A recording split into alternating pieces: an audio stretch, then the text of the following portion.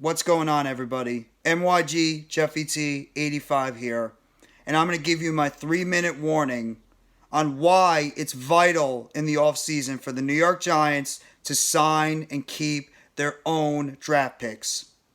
Throughout the years, since the late 2000s, early 2010s, the New York Giants have let their draft picks go in free agency and haven't done a good job keeping them. Yes, some of their draft picks were not good. Some of their draft picks didn't deserve a second contract, but there were players that deserved to come back at least for a second deal, and the New York Giants didn't pony up the money to keep them. Guys like Dalvin Tomlinson is an example. Guys like Landon Collins, to a degree, is an example. There's been plenty of times when New York Giants had the opportunity to sign their own draft picks and they decided not to and let them go. Only 2 draft picks in the past 5-6 years have been coming back on a second deal, and that is Odell Beckham Jr. and Sterling Shepard. And Odell Beckham Jr. only lasted 1 year on that extension before he was traded away the next year by Gettleman in the infamous line, "We didn't sign him to trade him." And Sterling Shepard, unfortunately, he's been hurt pretty much the entire time during his deal that he signed. But the New York Giants have to make sure they keep their own players. The most vital thing for a team to have sustained success is in a 2-step process. Not only drafting very good in the draft, that's not including just your first and second round picks, but your 3rd through 7th round picks as well, and hitting on some undrafted free agents.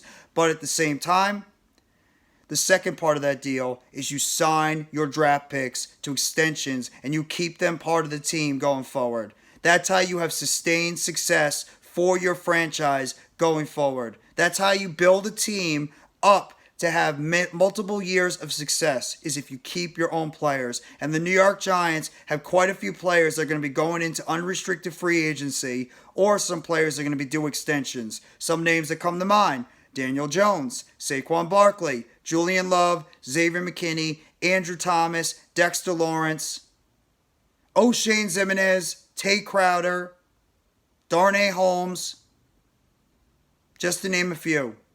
Cam Brown, Carter Coughlin. These are some of the players that were drafted by the previous regime. And yes, all we know, sometimes coaches and GMs want their own players and want to draft and bring in their own players. But when you have players on the previous regime that are playing well and have earned the right to come back, you sign them to extensions and you keep your players around longer.